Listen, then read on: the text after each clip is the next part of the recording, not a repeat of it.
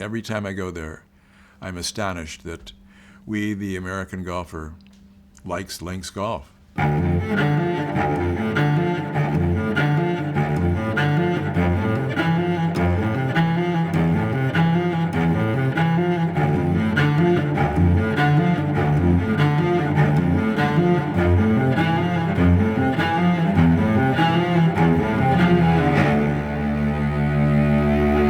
In May of 1999, a man by the name of Mike Keiser threw a large rock into the pond of what is American golf. After hitting pay dirt with recycled paper greetings, Keiser put his earnings into sand. In our rise from 2 million in sales to 100 million of sales in her products, that I made enough money doing that to build Bandon Dunes. His vision was simple: golf as it was meant to be. You know, he is the master of cutting through the BS and getting to the heart of the matter.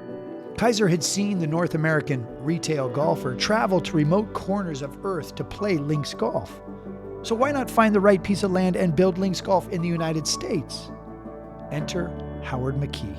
He said, well, if you're hell-bent to build a golf course somewhere on the ocean in either the East Coast or the West Coast, you should go take a look at Oregon. We've got a beautiful coastline. Along the way, Keiser had doubters. And in the shop, we said, oh yeah, they're going to build a world-class golf course in Bandon. Who's going to come to Bandon to play golf? And Keiser might have even doubted himself. No, in my wildest dreams, Bandon Dunes would break even. But on that day in May of 1999, Keiser didn't just unveil a golf course. He pulled the curtain back on a special experience. I mean, it's amazing the accolades that place gets for the golf courses. You know, you can times it by 10, the accolades it gets for the people that work there and the service and the culture. You try and create a culture at a destination, a resort, a golf resort. I mean, it's incredible at Bandon Dunes. It's just incredible.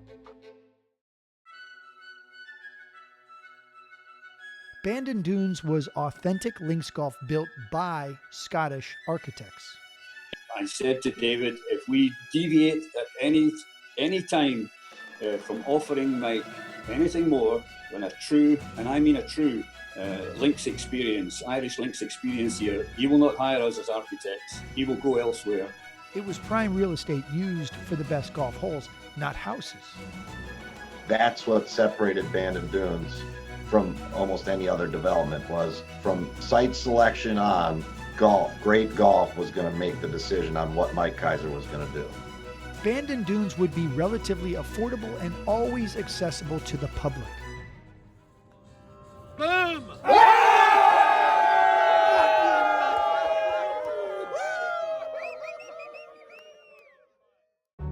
As Bandon Dunes blows out a quarter century of candles, this is a fitting time to celebrate the resort's success. To budget to do 10,000 rounds the first year and end up doing close to 30,000, and now, you know, multiply those numbers by the 5 courses now, and it's like, we still can't believe it. I can't believe it. Mike can't believe it. I mean, there's no way you could have imagined that it would become what it's become. A toast to Mike Keiser, who dared us all to go back to the future. It's a connection to 500 years of golf history. And he just, I think he believed even before he started doing these golf developments that was a connection that would resonate with American golfers. And he brought it to us. He gave us the opportunity to experience that, and he was right. We give thanks to Shorty and Charlotte Dow. Said, if you're looking for a golf course, Shorty said, I'll take you to the spot. And I looked out and said, this is it. All I needed to see. Cheers to the original architect. I think it awakened in American golfers the willingness to accept nature, that golf through nature is what golf is truly meant to be. Here's to the hustle of the director of Outside Happiness. We didn't have any way of eating there at the design center, so go to town, get sandwiches, come back. I was like a gopher for 3.5 months. I was totally a gopher, and I thought it was the greatest thing in the world. And let's honor one of Bandon's sweetest traditions.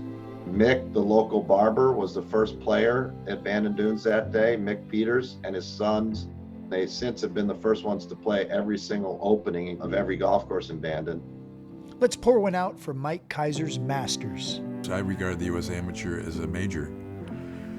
And who would have thought that Bandon Dunes would be hosting a major golf tournament as it did in 2021? Unbelievable. And let's better understand the impact on the town of 3,000. Almost everybody in town and the county gets a check from Bandon Dunes. For one thing or another, newspapers, flowers, coffee. And that doesn't even take into consideration a payroll for 640 staffers and then an additional 300 to 350 caddies that goes out into the community. The first 4 Bandon courses are in the top 13 of Golf Digest's list of America's 100 greatest public. Meanwhile, his sons Michael and Chris have been busy in Wisconsin. Between Bandon Dunes and Sand Valley, the family has 7 courses in the top 26.